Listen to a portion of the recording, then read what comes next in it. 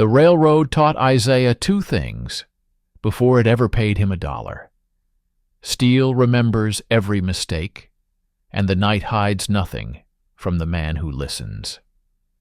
He had been 8 the first time he heard a train before he saw it. Back then he was not a machinist, not even a free man. He was a barefoot boy in a cotton field, pausing with a sack on his back, while a distant rumble rolled across the flat Georgia land. Overseers shouted to keep picking, but the sound grew until the stalks shivered and the ground itself seemed to hum. Then a black iron monster slid across the horizon, smokestack coughing fire, wheels hammering the rails. White passengers stared out from the cars. A few pointed at the line of enslaved workers in the field like they were scenery. Isaiah never forgot that feeling.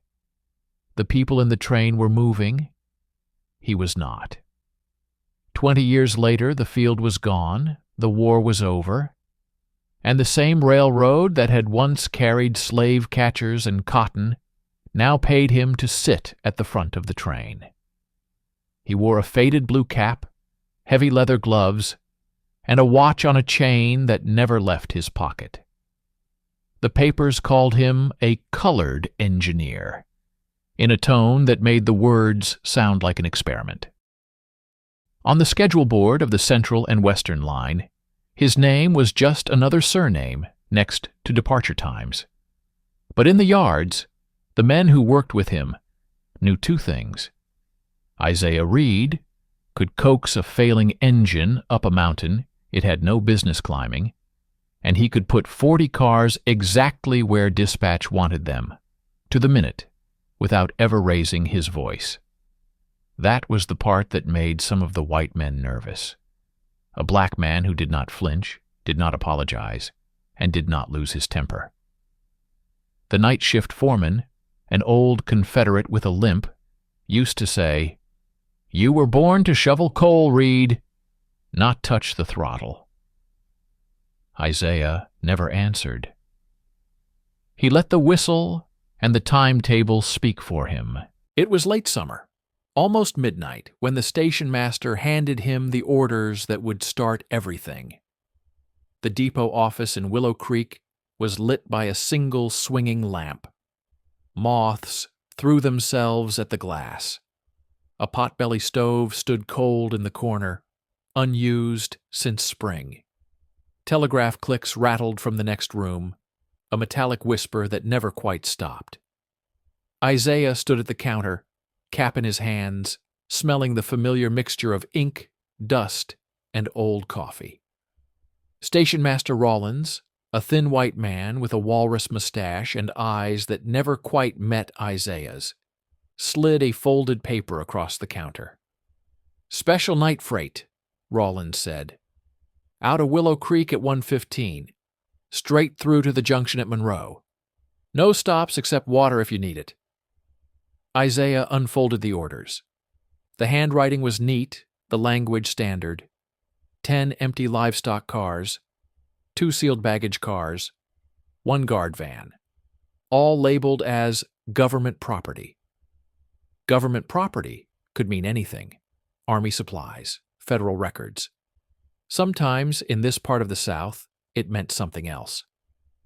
"Who is riding?" Isaiah asked. "Deputy Marshal Kane and his men," Rawlins said. "They will be boarding at the stockyard siding. Your job is to pull them where the paper says, and keep your eyes on the track, not on their business." The way he said it made Isaiah's skin tighten. Marshal Kane was not a federal man, not really. He had the badge, but everyone knew who he answered to on nights like this. The hooded riders called themselves fraternal orders and night watch committees. Kane called them concerned citizens. Isaiah had learned to call them trouble. He folded the paper and slipped it into his breast pocket. "Cargo?" he asked. "I need to know weight for the grades." Rawlins hesitated. "Nothing that concerns you," he said finally. "You are hauling air, Reed. 10 empties. Think of it as easy money." Isaiah nodded, but inside, alarms were already ringing. Empty cars at night, under guard. No stops. No manifests beyond government property. He had heard stories from other lines, trains that left small towns with empty cars and arrived in the next state with people chained to the floor, windows nailed shut, doors barred from the outside, men, women, and children who had believed the war had set them free, only to learn there were loopholes and vagrancy laws and sheriffs willing to sell them south again. The railroad did not ask questions. Iron did not care who rode it. But Isaiah had never forgotten that first train across the cotton field. He knew what it meant to be cargo instead of human. He left the office without another word and walked down the platform toward his engine. Number 312 was waiting under the water tower, steam sighing from its valves. In the darkness, its bulk was more felt than seen. Isaiah walked along the length of the boiler, hand on the warm metal, listening. Good pressure. No hiss where there should not be. The fireman, a young man named Caleb, leaned out of the cab. "What they got us on tonight, boss?" Caleb asked. "Night freight," Isaiah said. "Empties to Monroe." Caleb grinned. "Empties pay the same as full," he said. "I am not complaining." Isaiah did not answer. He climbed into the cab, set his cap on his head, and checked the gauges himself. The needle sat just where it should. Outside, couplers clanked as yardmen linked the cars one by one. 10 open-slatted livestock cars, rocking gently. 2 baggage cars with doors already sealed and padlocked. A short guard van at the rear, lantern glowing in its cupola. From the shadow of the stockyard fence, horses snorted. Lanterns bobbed. Isaiah could hear spurs on packed dirt and the low murmur of men who had spent too many nights giving orders and not enough receiving them. A hard voice cut through the noise. "Reed! You up there?" Isaiah leaned slightly out of the cab. Deputy Marshal Kane stood by the first car, hat low, coat open over his badge. Behind him, 6 men waited in various shades of respectable. 1 in a preacher's collar, 1 in a banker's vest, 2 in plain shirts with guns that did not match their clothes.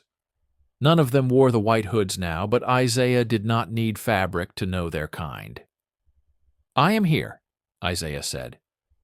Kane jerked a thumb toward the consist. "You pull us out on the dot," he said. 1:15. No delays, no unscheduled stops. If we pull the cord, you break. If we do not, you keep that boiler fed until Monroe. Understand?" "I understand the timetable," Isaiah replied. "Track is clear. We will make it." Kane's eyes narrowed, just long enough for a message to pass between them. "I am watching you. Do not get ideas." He turned away without another word and climbed into the guard van. One of his men stayed on the ground a moment longer, staring up at Isaiah. "You were with the Union trains at the end, were you not?" the man asked. His accent was soft. "Carolina," his smile small and cold. "I ran supply for whoever paid my wage," Isaiah said evenly. "That is one way to sleep at night," the man replied. "Just remember who pays it now." He swung up into the van and slammed the door. Caleb shifted beside Isaiah. "I do not like this," the fireman muttered under his breath. "Those men stink of trouble." Isaiah checked the clock on the cab wall. 1:10. "Shovel," he said quietly. "We will talk when steel is moving." At 1:15 exactly, he gave 2 short blasts on the whistle. The sound tore through the quiet town, bouncing off warehouses and the dark line of trees beyond. A moment later, with a heavy pull, number 312 began to move. The couplers stretched, jerked, then settled as the train rolled past the edge of Willow Creek and into the open country. For the first few miles there was only the familiar rhythm, the clack of wheels over joints, the whoosh of steam, the steady hiss of the firebox as Caleb fed coal. Moonlight washed the rails in pale silver. The air smelled of pine and swamp water. Isaiah kept one hand on the throttle and the other on the window frame. He listened, not just to the engine, but to the night around it. Frogs in the ditches, crickets in the grass, an owl somewhere in the trees, all the usual sounds. And then drifting faintly from behind the locomotive, something that did not belong, a muffled thud, like flesh against wood, followed by a thin, quickly stifled cry. Caleb glanced at him. "Did you hear—" "Yes," Isaiah said. They heard it again a minute later. A sharper sound this time, the clang of a boot striking metal. A voice, high and panicked, cut off mid-syllable. Caleb's hands froze on the shovel. "Livestock cars," he whispered. "You think they are as empty as Rollins said?" Isaiah did not answer. He did not have to. Both men knew what those sounds were. He stared out into the dark track ahead, jaw clenched so tight it hurt. The orders in his pocket felt heavier than his watch chain. Government property. No stops. The railroad had rules. The company had rules. So did the state. Every one of them, in careful ink, told him what he was supposed to do. Keep the train moving, deliver the cargo, ignore what was none of his concern. Another sound came from the cars. This time not a cry, but a voice singing very softly. A woman's voice, shaky but stubborn, clinging to a tune Isaiah half remembered from his own childhood. A field song turned into a lullaby, a melody people on the auction blocks had used to keep their panic from putting cracks in their faces. Caleb swallowed. "I thought all that was over," he said. "I thought we were done with chains." Isaiah's hands tightened on the controls. "Men like Kane did not get that notice," he said. "They just change the words they write on the papers." For the next 10 miles, he drove like a machine. Every signal, every grade, every curve. The rhythm of routine wrapped around his anger like a shell. If he let himself feel too much, his hands might do something rash. On a locomotive, rashness killed people. At milepost 20, the line narrowed between two low rises. Trees leaned over the track, branches cross-hatching the moon. This was the loneliest stretch before Monroe, the part where dispatchers routinely warned crews about bandits and washed-out culverts. It was where Isaiah had seen her before. Not on this night, but on another months earlier. A woman in a dark coat standing far from the rails, just visible between the pines, watching the train go by. Not waving, not hiding, simply watching. Most engineers never looked that far into the woods. Isaiah had. The memory pricked at him now. At the same time, a new sound carried forward from the tail of the train. A faint clatter of metal on metal, the unmistakable rattle of a brake line being tested. Caleb frowned. "They better not be pulling that cord for fun," he said. "We are right on schedule." The emergency signal did not come. The train rolled on, but Isaiah could feel something coiling in his chest, like a spring. He made his decision without fanfare. At the next gentle downhill grade, he eased off the throttle more than the timetable demanded. The engine slowed. Not dramatically, not enough to trigger suspicion in the guard van, just enough that any footsteps trying to match the train's speed along the roadbed would not have to run. "Gauge is good," he said aloud. loud enough that if anyone was listening through the thin cab wall, it would sound like normal adjustment talk. "We have a little room on the schedule." Caleb shot him a quick look, then understood. "You think someone is out there?" the fireman whispered. "I think someone should be," Isaiah answered. "And if she is, I am not going to make her sprint herself to death." "What's she?" Caleb asked, but Isaiah did not elaborate. Another few minutes passed. Then, from the darkness beside the track, there came a flicker of light. 1, 2, 3 short flashes, shielded by a hand, barely visible from the cab. To anyone in the cars, it would mean nothing. To a man who had once been cargo and now read the night like a timetable, it meant everything. Someone was signaling. Isaiah checked the track ahead. Straight. Clear. Then he put his hand on the whistle cord and gave a long, low blast, not in any official code, just a sound to cover the squeal of brakes as he gently bled off more speed than a cautious engineer strictly needed. The locomotive slowed from 30 to 20. The cars behind it rocked, couplers groaning. Inside those empty livestock wagons, bodies would be thrown against chains and benches, but the risk was calculated. A slower train was a breakable train. From the shadows beside the track, a figure moved. For a heartbeat, silhouetted in the moonlight, Isaiah saw her. Tall, wrapped in a long coat despite the heat, hair tied back tight, carrying something across her shoulders that caught the light like polished iron. Then she vanished between the last open car and the first baggage wagon, swallowed by the gap. Caleb let out a low, incredulous curse.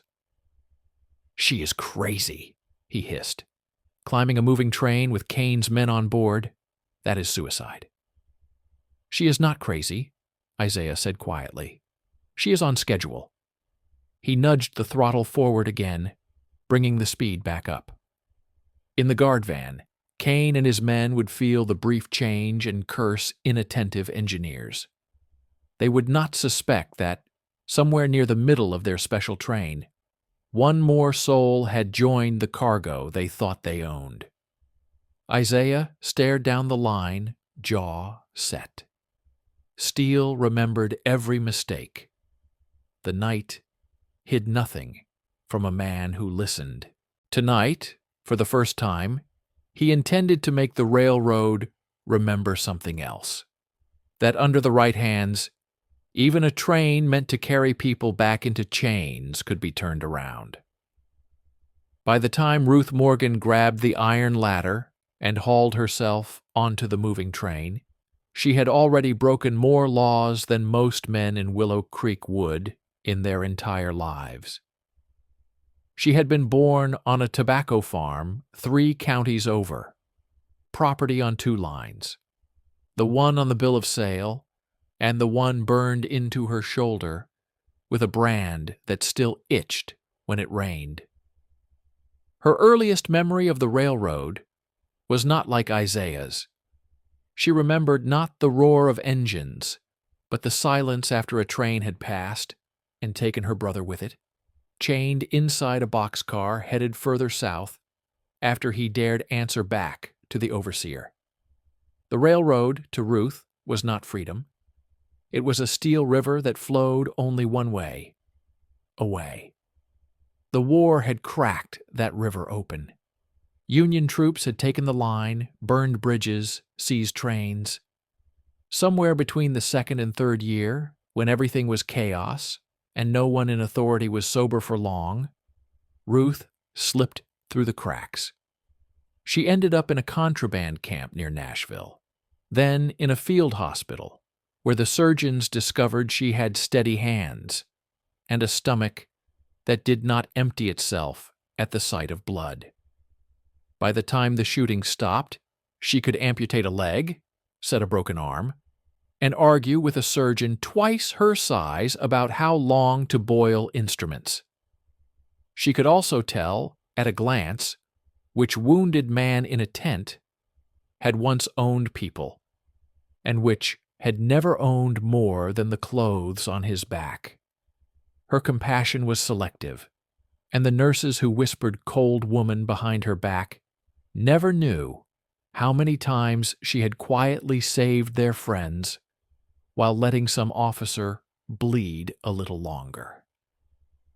When the war ended on paper, the doctors she had worked for signed her release as if they were doing her a favor. "You can go north," one of them said, as if it were that simple. "They will need nurses." She looked around at the crowd of people in uniform, at the warehouses still marked colored, at the sheriffs already reappearing in town squares with their old swagger, and knew that free paper was not the same as safe ground. She headed home anyway. Her mother was still there. So were the men who had worn gray uniforms and now wore suits, who called their old slaves employees and demanded rent for the cabins that had once been shacks behind the big house. Reconstruction lasted in her county exactly as long as the federal troops stayed. Once the last blue coat boarded the last train out, masks came out of trunks. New laws appeared: vagrancy, contract violation, fraudulent behavior. All of them had the same purpose: to put black bodies back to work for free. Ruth watched men she knew dragged into court for loitering outside the only store in town, watched them marched to the sheriff's office, and then vanished down the road in chains. She listened when whispers started about midnight patrols and riders. She saw the burned cross on the hill, and more importantly, she saw who refused to look at it. They had been there all along, quiet people in plain clothes who held strange meetings with no preacher, who used words like "thee" and "thou," and insisted that talking directly to God did not require a steeple. During the war, they had hidden deserters and runaway slaves. After the war, they hid anyone who needed a hole in the map. One of them, an older white woman named Sarah Whiting, showed up at Ruth's door one evening with a basket of bread and a question. "You were in the hospitals," Sarah said. "You know things about wounds and about fear. We need someone like that on the line." "What line?" Ruth asked, though she already suspected. Sarah took a folded timetable out of her sleeve and laid it on the table. "This one," she said. "The line that still runs north 3 nights a week. The trains that carry government property." Ruth leaned over the timetable. The ink was faded from use. Beside certain train numbers, someone had penciled small marks, like the ticks a nurse put on the inside of a patient's wrist. "Those marks are not ours," Sarah said. "They are theirs. Prison transfers, convict leasing. Men and women hauled in chains from county to county, sold as labor. We have been helping some of them vanish along the way. Not enough, never enough, but some." "Underground Railroad is over," Ruth said. "That is what people say." Sarah held her gaze. "The war ended one kind of railroad," she said. "The other one is still running. We can either pretend we do not see what rides on it, or we can change the timetable." Ruth thought of her brother's face behind the bars of that boxcar, of the way his hand had stretched through the slats until the whip brought it back in. She thought of the field hospital tents, the way she had chosen who got the good bandages and who got the rags. "What do you need from me?" she asked. "Eyes," Sarah said. "Hands, and a stomach that does not turn when men like Kane point guns at you." The plan had grown in layers after that. At first, Ruth worked on the ground. She learned the back paths to the sidings where trains slowed for water. She learned which engineers could be trusted to have a bad gauge reading at the right spot, which yard workers could be paid to forget a lock and which needed to be avoided altogether. She tested escape routes, moving small groups of people through the woods, listening for dogs, and for the distant whistle of trains that might suddenly bring unwanted company. Then one night, watching a freight roll by from the cover of trees, she saw something that changed everything. The engineer, a black man in a blue cap, leaned out of the cab and looked right at her. Not a quick glance or a startled stare, a measured look. A man counting seconds. He gave 3 short blasts on the whistle that did not match any code she knew. Then he tapped his fingers lightly on the window frame, in time with the rhythm of the wheels. ... dash dash. ... SOS.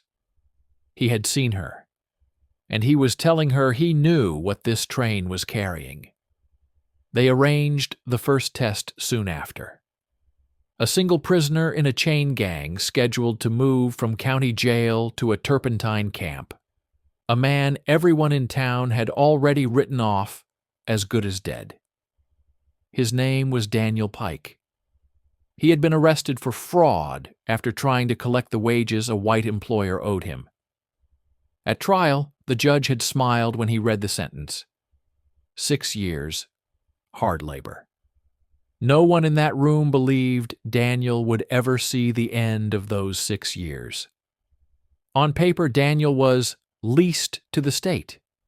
On the timetable, he was a note beside a freight number. On the street, to Ruth, he was the man who had once pulled her younger sister out of a flooded creek and lost 2 teeth doing it. They got a message inside the jail through a trustee who carried laundry. One sentence folded in with the shirts. When the train slows after the second whistle, be at the door. The night of the transfer, Kane's men marched Daniel and 9 others in leg irons to the siding. Ruth was not there. She was 2 miles further up the track, crouched in the brush with 3 Quaker farmers, a length of chain, and a set of hand-forged lockpicks she had worn heating and cooling in her skirt pocket, until she knew their weight by feel. The train came on schedule. The headlamp cut a tunnel through the dark. The whistle blew the standard approach code. Then, just as the cars began to roll past, there it was. 3 short blasts, a little too close together just off standard. In the cab, the black engineer leaned out. No signal with his hand this time. He did not need to. He had already done his part weeks ago during a routine stop in Willow Creek, when he had taken a walk down the platform and let a scrap of paper fall near where Sarah was sweeping. If I slow on the grade before the swamp, you have 10 seconds. No more. Now, as the freight rattled along the slight incline, it did exactly that. Not enough to draw attention from the guards in the van, who cursed about lazy firemen, but enough that an iron ladder on the side of a wagon looked like a thing a desperate person could reach. Daniel Pike had always been quick on his feet, with his wrists chained and his ankles shackled to another man. Quick meant something else. It meant making a choice in the time it took a guard to scratch his beard.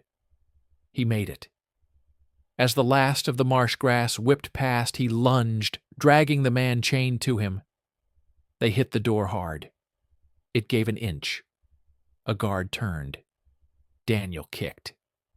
The chain between his ankles slapped against the wood, making the sound Ruth had been listening for, like a drumbeat in the dark.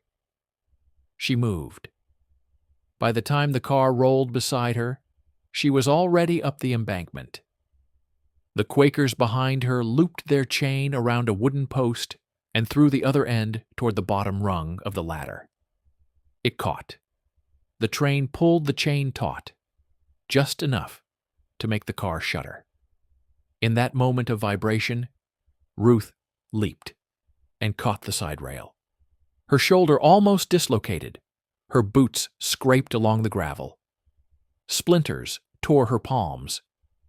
Then she found a foothold and heaved herself up, teeth gritted, until she could hook an elbow over the lip and roll her body onto the narrow ledge.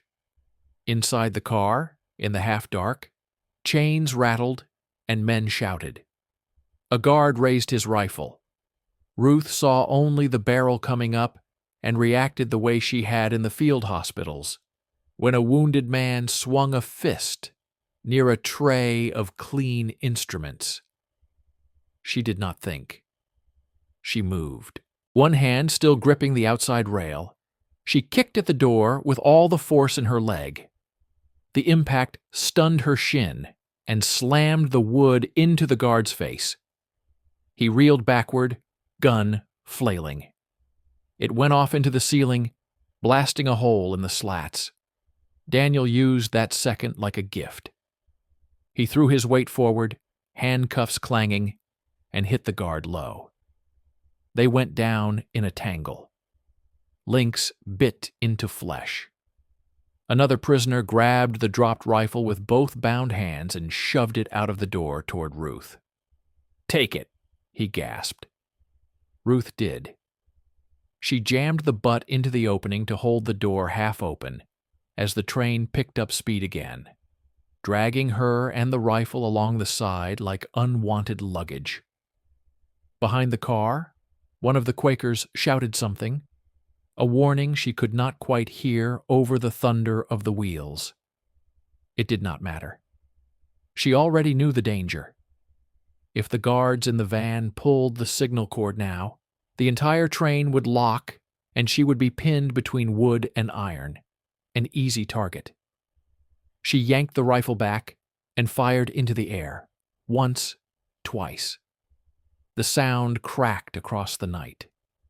Birds lifted out of the trees in a dark cloud. In the cab, the engineer would hear it and know trouble. The train shuddered, but it did not break. If anything, the locomotive at the front dug in harder, as if someone had just shoved the throttle forward instead of back. Ruth realized what that meant. Whoever that man in the cab was, he had made a decision too. He was not going to give Kane's men the luxury of a full stop and a calm search. He was going to force events to break fast. She slipped inside the car, heart pounding. The air reeked of sweat, fear, and old sawdust. Chains ran from a central bar to iron rings in the floor. 10 men in various states of exhaustion and rage stared at her. She handed Daniel the rifle. "You," she said. "You come with me." He blinked, stunned. "What about them?" he asked. Ruth looked at the other faces. Some she knew, some she did not. Every one of them had a number on a ledger somewhere, a calculated price per month of their labor. "If I take more than one tonight, I lose everyone," she said, voice flat. "You think Kane will not double the guards next time if we empty his car on our first try? We have one chance to prove a point, not make a scene." The words tasted like ash. She had heard surgeons say similar things over triage tables. Save the one you can, not the one you wish you could. A man with gray in his beard met her eyes. "Take him," the older man said quietly. "He has a wife. Kids. He came back to town to see them. That is why they grabbed him. You let him die out there. You better hope God is kinder than I am." Daniel swallowed. His hands shook on the rifle. "I am not leaving you," he said. "Yes, you are," the older man said. "You get off this train. You tell them we are alive. You tell them where they sent us. You find people like her again. That is how we all get off in the end." The logic was brutal and simple. It was the kind of logic Ruth understood. She stepped forward and raised the lockpicks. "Hold still," she told Daniel. It took 8 seconds to open his wrist manacles, 12 to open the ankle chain. Time she counted in heartbeats and wheel clicks. By the time the last shackle hit the floor, the car was rattling over the bridge before the swamp. She could feel the hollow echo under the wheels. This was the worst place to jump. Water, not brush. But it was also the place where the train would be loudest, where any splash would be one more sound in a storm of noise. Ruth grabbed Daniel by the shirt front. "When I say now, you jump," she shouted over the roar. "Do not look back. Whatever you hear, you keep moving. You know the willow tree by Miller's Creek?" He nodded, eyes wide. 3 nights, she said. "After you have disappeared properly. Come that 3rd night. Someone will meet you. You owe us a name for every man you leave behind." Behind her, one of the prisoners called out. "Girl," the gray-bearded man said. "What is your name?" Ruth hesitated only a second. "Ruth," she said.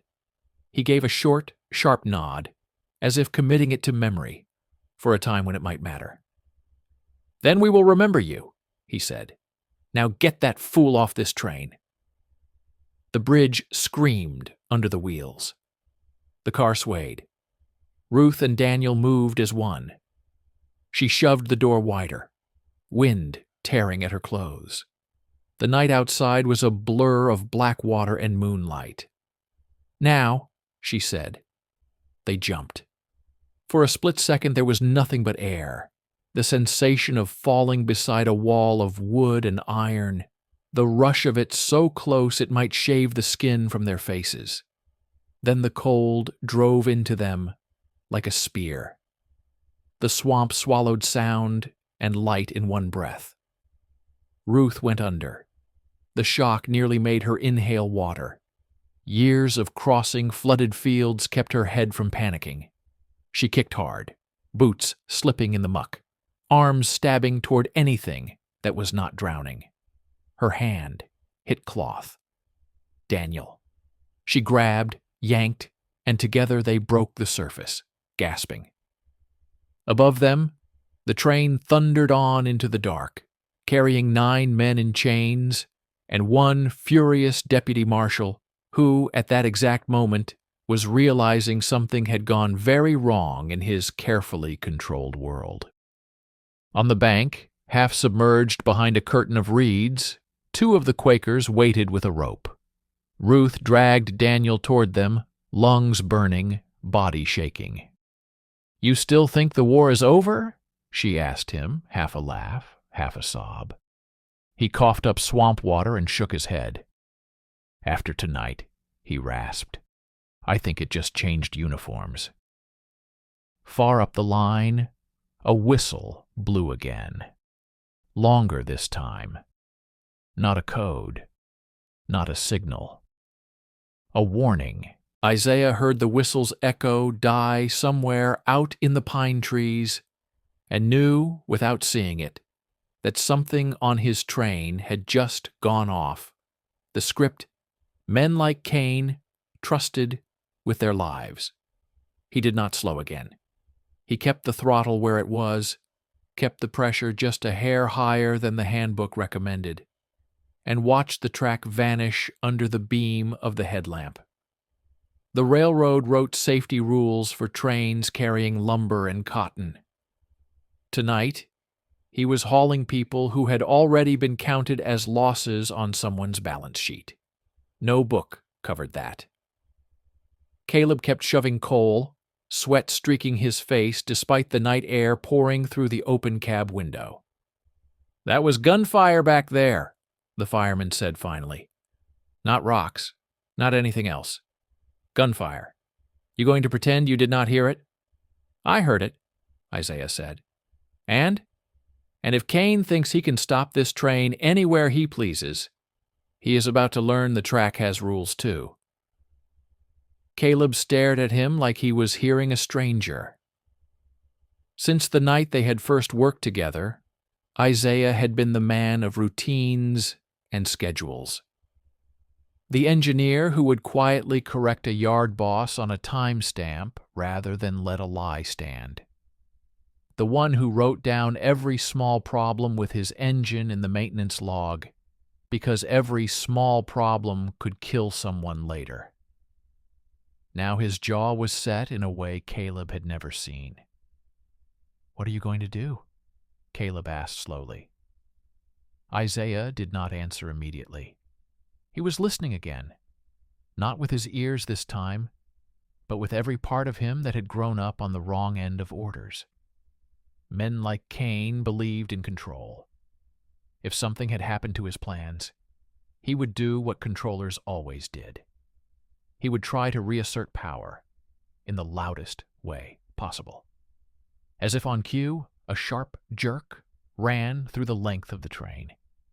The emergency cord had been pulled. Air hissed as the brake line bled pressure. The couplers groaned. The cars began to slow, a long steel beast suddenly forced to remember its own weight. "Here it comes," Caleb muttered. Isaiah did not reach for the brake. The system was automatic. Once the line lost pressure, each car would clamp down in sequence. His job now was to keep the locomotive from bucking so hard it tore itself away from the rest of the train. He eased back on the throttle and feathered the independent brake, feeling for that narrow line between resisting and cooperating. The train screamed as metal bit metal. Sparks sprayed along the wheels. Out in the dark, birds exploded out of the trees. They rolled to a grinding, reluctant stop on a stretch of track that, according to the timetable in Isaiah's head, lay about 3 miles short of the small town of Monroe and half a mile beyond the bridge over the swamp. Too far from station lights, not close enough to any official watchman. Exactly the kind of spot a man like Kane would choose if he believed someone had just tried to embarrass him. Footsteps clanged along the tops of the cars. Lantern light bobbed. A fist pounded on the side of the cab. "Reed!" Kane's voice, raw and furious. "Get down here." Isaiah exchanged a look with Caleb. "You stay with the engine," Isaiah said. "Do not touch the controls unless I tell you. You hear shouting, you keep that fire alive. Whatever happens, this locomotive needs to be able to move fast when I get back." Caleb swallowed. "You planning on coming back?" he asked.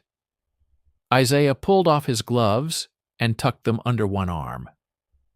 "That depends on how stupid Kane feels tonight," he said. "And how scared." He climbed down from the cab, boots hitting the gravel with a crunch. The air smelled of hot metal and pine sap and something else now. Swamp water, carried on a light breeze.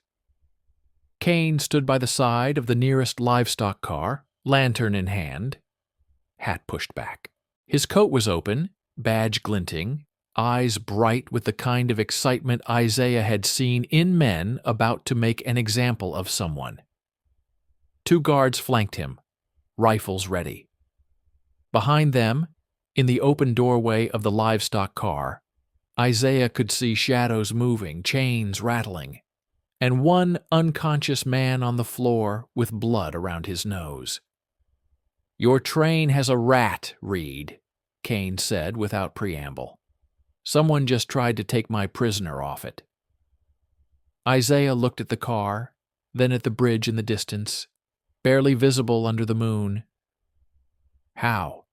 Isaiah asked mildly. "Door looks secure, locks in place." Kane grabbed him by the front of his shirt and yanked him closer, lantern swinging. "Do not play dumb with me," Kane hissed. "You slowed this train. Not once, but twice. You heard that rifle. You felt this car shudder.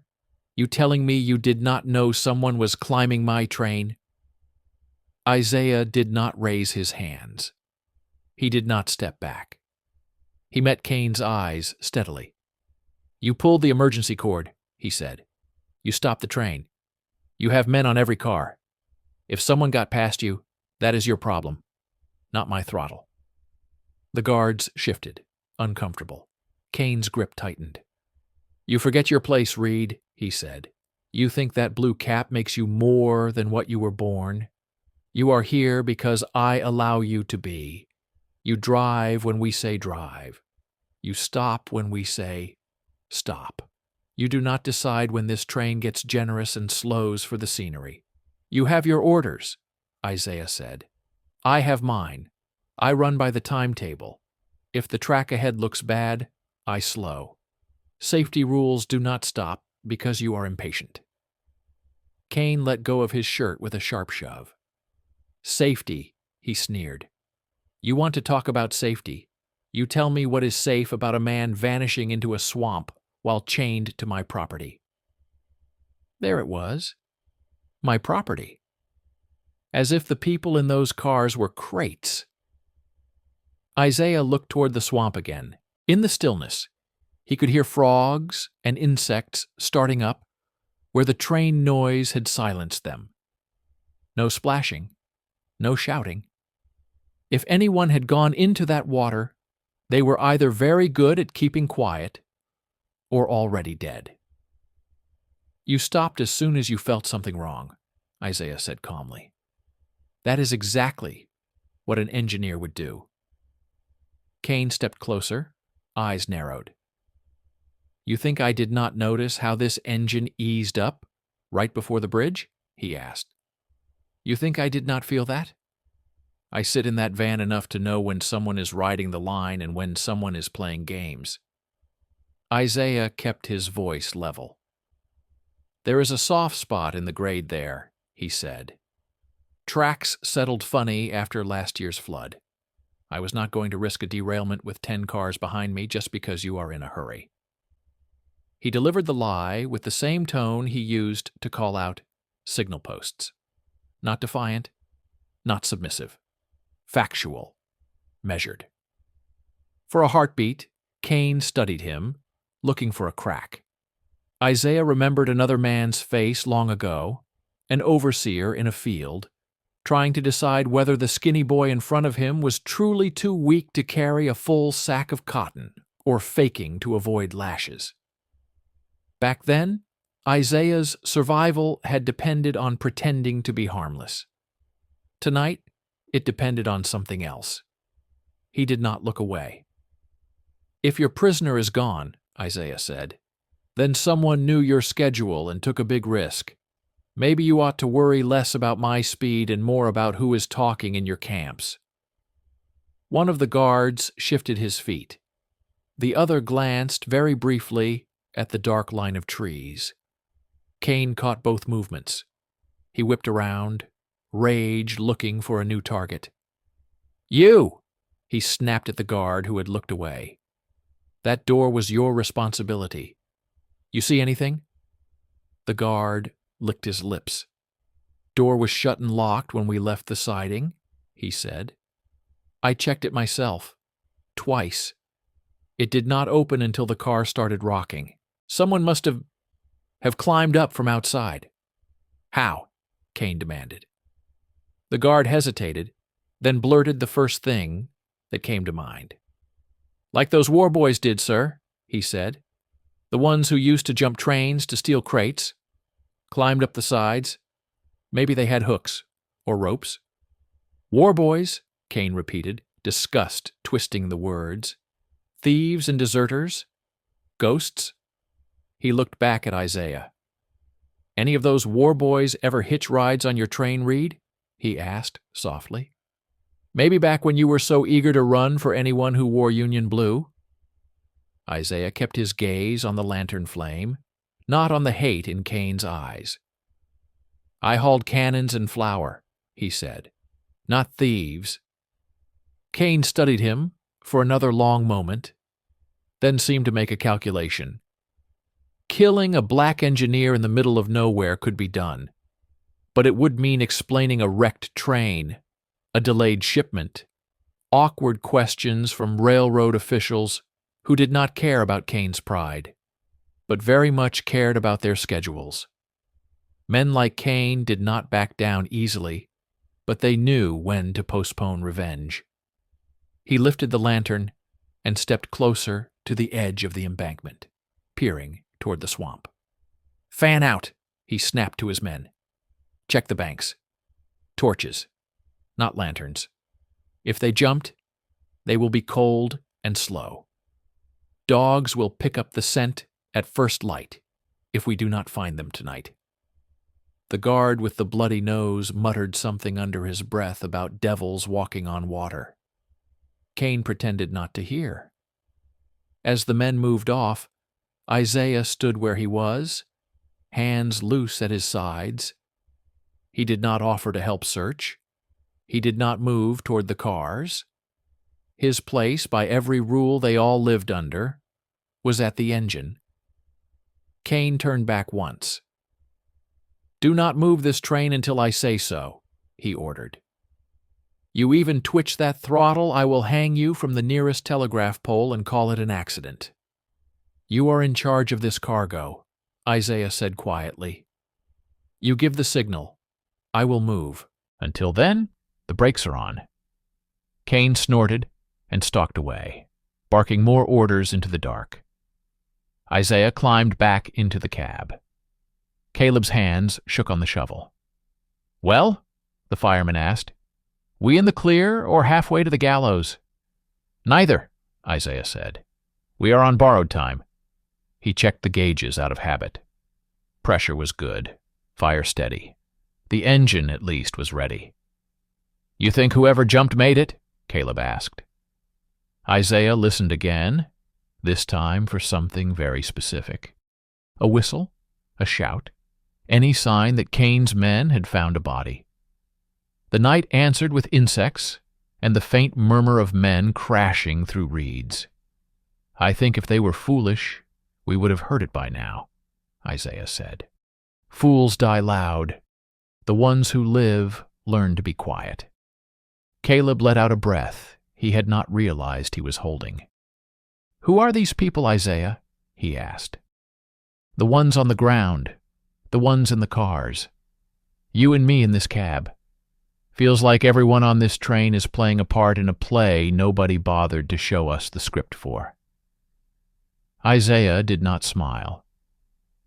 "Men like Kane think they wrote the script," he said. "Maybe they did. But the thing about trains is they run both ways. You can follow the line they drew, or you can learn where the switches are." Caleb frowned. "Switches?" he repeated. "Places where track can send a train one way or another," Isaiah said. "Sidings, junctions, yards. A man who knows where those are and when a train passes them can change more than a timetable." He reached into his pocket and took out the folded orders Rollins had given him. Behind that sheet, between paper and cloth, rested another scrap. A smaller piece, creased and worn at the edges. He touched it with his thumb without taking it out. "Someone on the ground knows the switches too," he added. In the dark distance, Kane's men cursed as they stumbled through muck. A splash suggested at least one of them had misjudged the edge of the swamp. There was no triumphant shout, no call for a rope. Whoever had jumped was gone. Kane came back after what felt like an hour, but was probably less than 20 minutes. His boots were muddy up to the ankles. His temper had not cooled. "They are gone," he said, flatly. "Swamp swallowed them. Maybe they drown. Maybe they crawl to some shack and bleed out. Either way, I am not wasting more time tonight." He jabbed a finger at Isaiah. "You move this train," he said. "You move it fast. No more of your delicate soft spots. You understand?" Isaiah met his gaze. "Understood," he said. Kane stepped closer, low enough that only Isaiah could hear his next words over the creak of settling metal. "This is not over," he murmured. "Someone is helping them. Maybe some fool in town. Maybe some rat on this line. I will find them. And when I do, I will not be gentle. You hear me, Reed?" Isaiah did not flinch. "I hear you," he said. "I hear everything." Kane stared at him a second longer, then slammed the side of the car with the flat of his hand. "Back on," he shouted to his men. "Lock those doors again. Double chains on every prisoner. Anyone so much as coughs wrong, you hit him." He stalked toward the guard van, muttering curses about ghosts, swamps, and northern agitators. Isaiah climbed back into the cab and settled his hands on the controls. Caleb leaned close. "What now?" the fireman whispered. "Now we do exactly what the man with the badge told us," Isaiah said. "We move this train. We move it like we are frightened and respectful and just smart enough to keep our jobs." Caleb blinked. "That is your plan?" he asked. "Obey?" "Until the next switch," Isaiah said. He gave a long whistle blast, more for himself than for the track crew, then eased the throttle forward. The engine groaned, then surged. The cars lurched into motion. Chains rattled inside the livestock wagons as the men in them braced themselves. The train rolled away from the swamp toward Monroe and whatever waited there. Kane's lantern light dwindled to a dull glow at the rear. Ahead, the headlamp carved a narrow future through the dark. Caleb stared out at the rails. "You keep talking about switches like they are miracles," he said softly. "You really think this line can go anywhere but where men like Kane say it goes?" Isaiah watched the sleepers blur under them. "I think steel remembers what men try to do with it," he said. "And I think there are more people touching this line than Kane realizes." He thought of the woman he had seen slip between the cars, the way she had moved without hesitation. He thought of the gunshots, the abrupt, deliberate jump into darkness. He thought of how, when he had eased off the throttle before the bridge, it had felt less like cowardice and more like keeping an appointment. "You asked who these people are," he said. Caleb nodded. "They are the kind of people," Isaiah answered slowly, "who look at a train meant to carry chains and decide it is going to carry something else instead, whether the men in the badges know it or not." The fireman was quiet for a while. "You think that woman is still alive?" he asked finally. Isaiah did not look at him. "If she is the type who jumps a moving train," he said, "then she is the type who does not plan on dying in a swamp."